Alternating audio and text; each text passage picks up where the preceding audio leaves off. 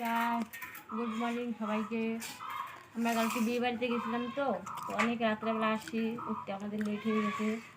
আমরা এখন চা খাই, দেখো তোমাদের চা খাওয়া অনেক আগেই হয়ে গেছে।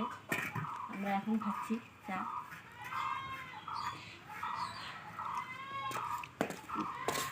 আছো আমার সাথে?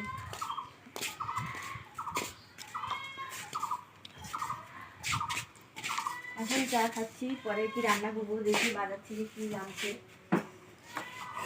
বাজার থেকে যে মাছ আনছে, মাছ রান্না করব। তারপরে যে ভেন্ডি ভাজা করব, ভেন্ডি আনছে, ভেন্ডি ভাজা করব।